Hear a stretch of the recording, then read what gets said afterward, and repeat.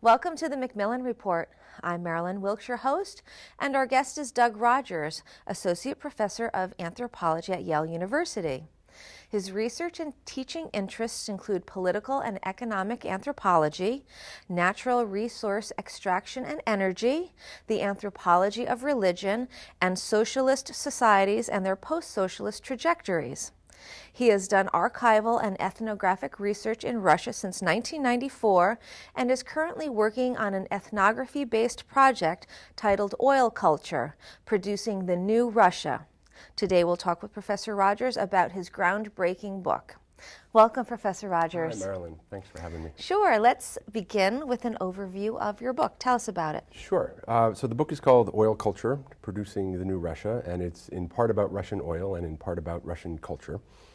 And there's sort of two main premises to the book. The first one is that I don't think we've really understood very well the place of oil in Soviet and post-Soviet history. There's a lot of studies that deal with sort of oil at the top of the economy and Putin or Yeltsin and the oligarchs and companies and corporate histories.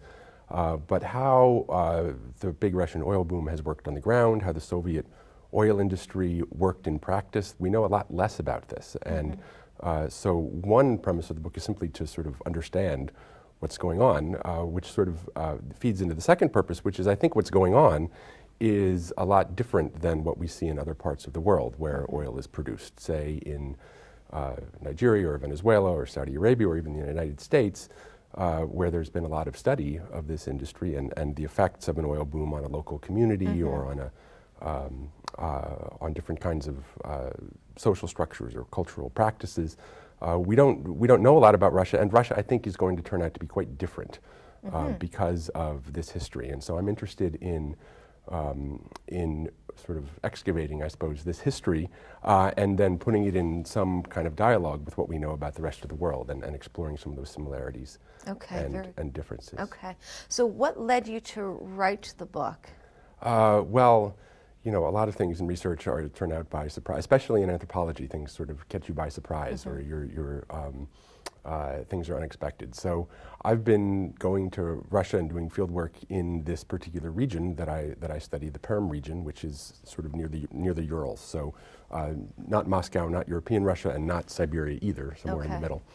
I've been going there for 20 years, and I lived there in 2001 for a whole year in a village.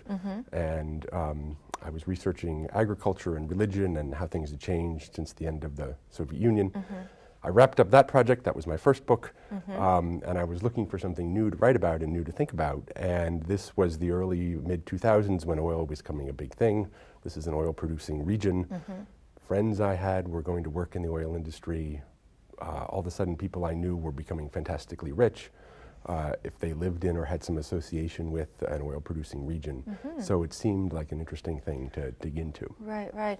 And there is very little for you to draw upon, right? So that was kind of, a bit of a surprise, I would imagine. Well, that's right. I mean, there's a lot of fantastic Russian scholarship, Russian language scholarship, local history and people there writing about these things. But there really hasn't been a lot of stuff written by academics in Western Europe or the United States that takes into account these ground level things. People tend to write about the big name things that you read about in newspapers, big company deals or Putin's struggles with the oligarchs, but how oil money flows in a particular town or how the exchange of oil gets organized or what company is sponsoring what museum or these things that I'm interested in, people there were talking about, there wasn't much to go on. I see. And why do you think that is? Well, there's a couple things, I think. I'm from a discipline, anthropology, that's very based on field work. You go and live places and hang out and try to understand things from the inside.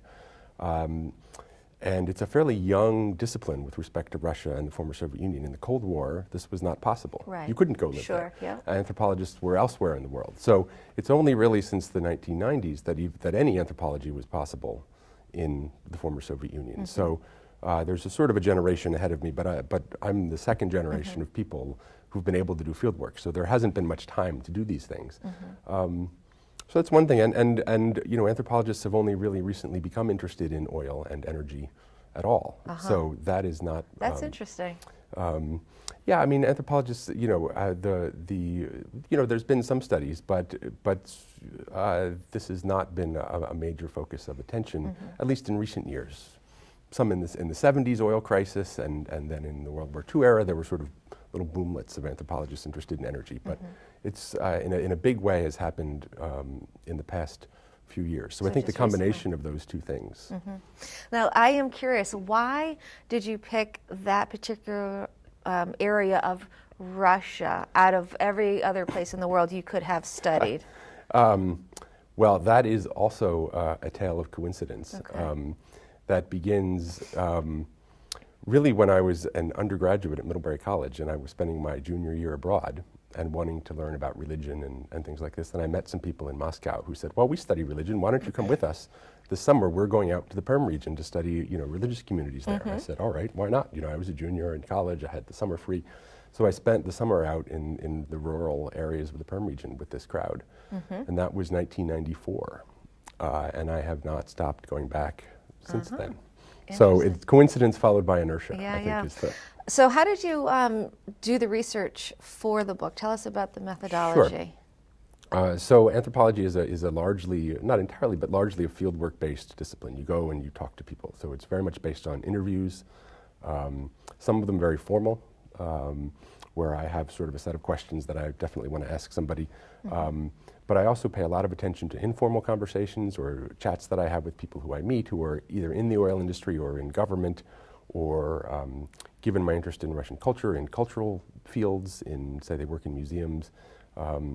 And so it's very much based on interviews. There's also a lot of sort of newspaper and media research.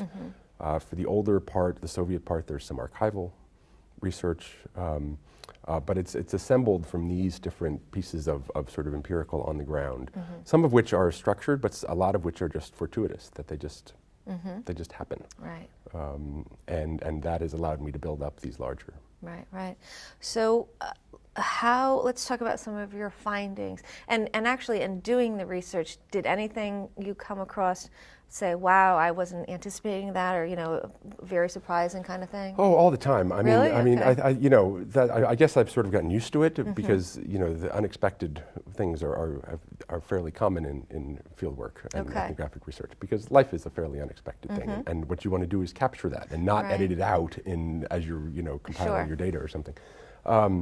But I was very surprised by and interested in the way in which the identity of the Perm region has become wrapped up in the oil industry, and how the oil industry has become a big sponsor of local cultural festivals and museums. And in part, this is sort of an effort to blunt critiques and respond to people's critiques of their new wealth and things like this. But it's very deeply implicated in very local cultural understandings. There's a lot of research about Russian nationalism being based on oil wealth, and at the very high sort of federal, statewide, countrywide Russian things. But what I was finding was that most people's entry levels to identity were not national. They were in large part very local, connected to the region or the district, or very, very particular cultural traditions. So that was an interesting and somewhat surprising finding. And so what about some of your other findings? Sure. Well, going back to one of the original premises of the book, I said was to put Russia in comparison with other places. Right. So tell us how it's different. So here's just one example of a few that I deal with. The post-Soviet oil industry in the Perm region in the 1990s was built largely on barter, non-monetized exchange. And there's nothing in the West and in many of the Western or post-colonial oil-producing countries, it's all about oil money. I mean, there's no commodity that is more closely associated with money. We see it at every gas station, the price in money of oil. Russia in the 1990s, because of state crises and economic catastrophe, basically, people are trading oil without money, and many other things without money. So this new oil elite and this new industry and the place of oil in that regional state apparatus was very much built without money. And that, even though money is now quite a hugely important thing in the 2000s, that history is still important for the structure of things and people's instincts and expectations.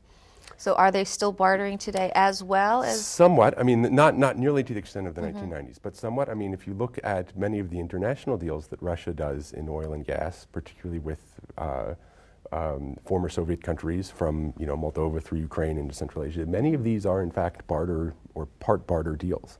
And to get back to the global scene, if you look harder, and people haven't because they expect oil and money to be so closely, there's actually a lot of global oil trade that is barter. And I think that changes the way we should look at the oil industry on a global scale. And it's the kind of thing we see, particularly well if we look at 1990s Russia, which was such a clear example of this. But then once you start looking, you find China in Africa these days. Many of these deals for oil in Africa made by Chinese companies are barter-based. You give us the oil, we build a dam. There's not a monetary transaction in there. So thinking through those kinds of things enables us to see, from the perspective of Russia, something new about the whole picture. So in the area that you look at in Russia, tell me about the population. Would it be mostly middle class, upper middle class? I mean, or is there more of a hierarchy, low, middle, Right, kind of absolutely, an excellent question. One of the clear things that the oil industry has been involved in changing. So the Perm region is about 2 million people, about 1 million in the main city of Perm. The rest spread out through the region. In what used to be Soviet agricultural towns and a lot of heavy industry, defense industry, things like this in the Soviet period. The coming of the oil industry in the post-Soviet period has dramatically increased inequality, as a lot of wealth has been concentrated in those districts that are associated with the oil industry and the people who work for the oil companies. So you find enormous levels of inequality that you certainly didn't have in the Soviet period. In this region that are really traceable to the coming of a particularly kind of capitalist oil industry. So there's inequality in the area you study? Absolutely. Okay. So some people just missed the boat in terms of getting involved with, oil companies, or? Well, that's part of it. Part of it is just fortuitous if there's oil under you or not. Yeah. This is an old American story as well, right? Where's the oil and who gets it? And so that's, some of it is just sort of accident of geography. Some of it is the fact that the oil industry is particular in that it's a fairly low labor industry. You need a lot of money and a lot of high technology to extract oil, but once you've dug the well, you only need a few people there laboring to, so the population involved in the oil industry is very small. I see. It's not like a mine where you'd have like whole segments of the population involved in mining. That's interesting. I didn't realize that. So then, are the oil companies then, you had mentioned them sponsoring a lot of different kinds of events. Are they putting money back into the culture in terms of education, that kind of thing, healthcare? They certainly are, and in all of these domains, healthcare, education, culture, whether it's enough or whether it's a public relations campaign or whether it's really only papering over inequality and ecological damage is one of the items of debate in the Perm region as elsewhere in the oil-producing world, in the U.S., upstate New York or Nigeria or elsewhere. But certainly that's there. And one of the particularities with the way this has happened in the post-Soviet period is that practice of corporate sponsorship grew up right alongside the reemergence of the state. And they're very closely tied together. This is the part of the argument of the book, is that the oil company in the healthcare industry is very closely allied with the state government in the healthcare industry. Same for culture, same for education. So these things are very closely entwined, not just at the level of, say, the federal budget in Moscow, but at the level of practice in the particular regions and cities where the oil industry operates. Do you foresee any change in the future? It's very hard to predict, and I have spent much of the semester embarrassing myself in front of my students with predictions about Ukraine and Crimea, in which I'm constantly proven wrong on a daily basis. So I think I will abstain from the prediction industry for now. Okay. And then, in terms of what do you conclude in the book ultimately? Well, I think one of the main conclusions of the book, there's all these little conclusions about how it's working and what the comparisons are, but one of the main conclusions and one of the main takeaway points is that we really haven't understood Russia as an oil-producing country as well as we should have. We need to understand not just things about the federal budget or tax policy or what the size of the oil company's reserves is, but really how oil and culture and society have become twined together in contemporary Russia. And I think a better understanding of that is fairly crucial for our understandings of Russia in the post-Soviet period. Right. Very good. Thank you so much for being here with us today and sharing some of your work. Well, thank you. It's been a pleasure to talk to you. For more information about Professor Rogers and his research, please visit our website at yale.edu/Macmillan Report. Be sure to join us again for another episode of the Macmillan Report, made possible through funding from the Whitney and Betty Macmillan Center for International and Area Studies at Yale.